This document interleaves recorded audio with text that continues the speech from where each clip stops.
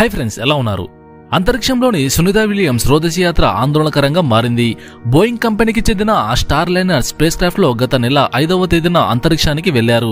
Sunitha and Wilmore 14వ తారీఖున తిరిగి రావాల్సింది ఉండగా హీలియం గ్యాస్ లీక్ సమస్యలు తలెత్తడంతో హ్యోమగామి సునీత విలియమ్స్ తిరిగి భూమిని చేరుకోవడానికి మరింత సమయం పట్టే అవకాశం ఉంది. గత నెల 5వ తారీఖున భారత సంతతి చెందిన ఆస్ట్రోనాట్ సునీత విలియమ్స్ అమెరికాకు చెందిన మరో వ్యోమగామి విల్మోర్తో కలిసి అంతరిక్ష కేంద్రానికి చేరుకున్నారు. Boeing star liner space craft లో అక్కడకు చేరుకోగా 14వ తేదీన భూమి మీదకు చేరుకోవాల్సి ఉంది. అయితే వ్యోమనౌకలతో సమస్యలు తలెత్తడంతో ప్రయాణం 26వ తారీఖు వాయిదా పడింది. ఇదిలా ఉంటే టెక్నికల్ సమస్య పరిష్కారం కాకపోవడంతో ఇద్దరు ఆస్ట్రోనాట్స్ అక్కడే చిక్కుకుపోయారు. జూలై 8న తిరిగి రావచ్చని భావిస్తున్నారు. హీలియం గ్యాస్ లీక్ అవడం వల్లే ఈ సమస్యలు తలెత్తినట్లు తెలుస్తుంది. కాగా ఇప్పుడు మరి ఆందోళన నెలకొంది.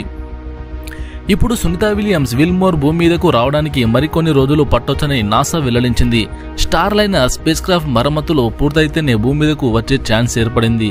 అందులో చిక్కుకుపోయిన ఆస్ట్రోనాట్ల ఆరోగ్యంపై ఆందోళన మొదలైంది. మైక్రోగ్రావిటీ, రేడియేషన్, ప్రత్యేక వాతావరణ పరిస్థితుల వల్ల వ్యోమగాములు అనారోగ్యం బారిన పడే అవకాశాలు కనిపిస్తున్నాయి. గురుత్వాకర్షణ ప్రభావం లేకపోవడంతో రక్తపోటు నియంత్రణపై ప్రభావం పడే అవకాశాలు ఉన్నాయి.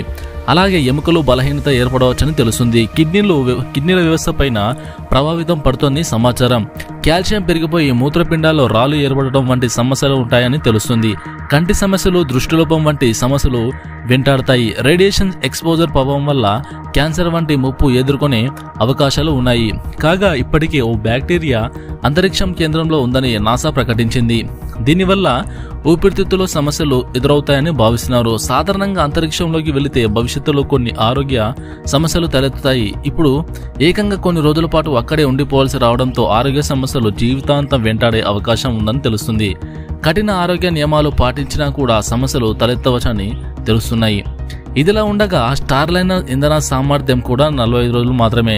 ఇప్పటికే 30 రోజులు పూర్తయ్యాయి. ఇంకా 15 రోజులు మాత్రమే సమయం ఉంది. ఈలోగా సునీత విలియమ్స్ భూమికి చేరుకోవాల్సి ఉంది. అయితే స్టార్ లైనర్ పనిచేయకపోతే మరో స్పేస్ క్రాఫ్ట్ ను పంపించి భూమి మీదకు తిరిగి తీసుకుని రావచ్చని పలువురు శాస్త్రవేత్తలు అభిప్రాయాన్ని వ్యక్తం చేస్తున్నారు. సునీత విలియమ్స్ చాలా ధైర్యవంతురాలని, ఆమెను ఇలాంటి సమస్యలు ఏమీ చేయవన్న ధీమాతో ఉన్నారు ఆమె స్టామినా తెలిసిన సైంటిస్టులు.